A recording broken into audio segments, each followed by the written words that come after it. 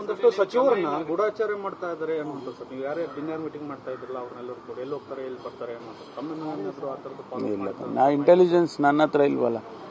Intelligence ಮಾನ್ಯ ಮುಖ್ಯಮಂತ್ರಿಗಳ ಜೊತೆಯಲ್ಲಿದೆ. ಅಂಥದ್ದೇನೂ ಕೂಡ ನಾನು ಕೇಳಿಲ್ಲ. ನಿಮ್ಗೆ ಯಾವ ಥರ ನನಗೆ ಯಾವುದೂ ಅನುಮಾನ ಬಂದಿಲ್ಲ.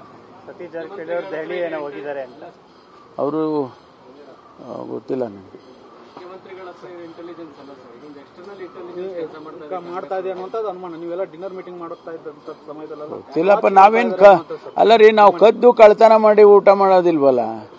ನಾವು ಮಾದೇವಪ್ಪ ಅವ್ರ ಮನೆಯಲ್ಲಿ ಸೇರಿದ್ದು ನಮ್ಮ ಇದರದ ಬಗ್ಗೆ, ಇಂಟರ್ನಲ್ ರಿಸರ್ವೇಷನ್ ಬಗ್ಗೆ ಮಾತಾಡೋದಕ್ಕೆ ಎಲ್ಲರೂ ಸೇರಿದ್ದು. ನಾವು ಹೆಚ್ಚು ಕಡಿಮೆ ಎಲ್ಲ ಮಿನಿಸ್ಟರ್ಸು ಇದ್ದರು. ಅದ್ರ ಬಗ್ಗೆನೇ ಹೆಚ್ಚು. ಈಗ ನಿನ್ನೆ ಕೂಡ ನಾವು ಮುಖ್ಯಮಂತ್ರಿಗಳ ಜೊತೆಯಲ್ಲಿ ಚರ್ಚೆ ಮಾಡಿದ್ವು. ಅದಕ್ಕೆ ಪೂರ್ವಭಾವಿಯಾಗಿ ನಾವು ಏನು ಅವ್ರ ಹತ್ರ ಚರ್ಚೆ ಮಾಡಬೇಕು ಅನ್ನೋದನ್ನ ನಾವು ಮಾತಾಡ್ಕೋಬೇಕಲ್ವಾ. ಅದಕ್ಕೆ ನಾವೆಲ್ಲ ಸೇರಿದ್ದು. ಆ ರೀತಿ ಏನು ಕದ್ದು ಊಟ ಮಾಡೋ ಅಂತ ಅಗತ್ಯ ನಮ್ಗೆ ಇಲ್ವೇ ಇಲ್ಲ. ಕಳೆದ 6 ತಿಂಗಳಿಂದ ನಡೀತಾ ಇದೆ ಅಂತಲ್ಲ ಸರ್.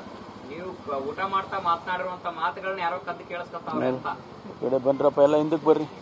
ನನ್ನಿಂದ ಯಾರು ನಿಂತ್ಕೊಬೇಡ್ರಿ, ಬರ್ರಿ ಈ ಕಡೆ ಎಲ್ಲ ಸೈಡಿಗೆ ಹೋಗ್ರಿ. ಎಲ್ಲ ನಿಮ್ಮ ಮೂವ್ಮೆಂಟ್ ನನ್ನ ಜೊತೆಲ್ಲ ಯಾರು ನಿಂತ್ಕೊಬೇಡಿ. ಹಾ, ನೀವು ಹೋಗೋದು ಬರೋದು, ಖಾಸಗಿಯಾಗಿ ಭೇಟಿ ಆಗೋದು ಎಲ್ಲ ಮೂವ್ಮೆಂಟ್ ಗಳನ್ನ ವಾಚ್ ಮಾಡ್ತಾ ಮಾಡ್ಲಿ, ಅನುಮಾನಗಳು ಮಾಡ್ಲಿ, ಯಾರು ಬೇಕಾದ್ರೂ ಮಾಡ್ಕೊಳ್ಳಿ. ಅದಕ್ಕೇನು ತೊಂದರೆ ಇಲ್ಲ.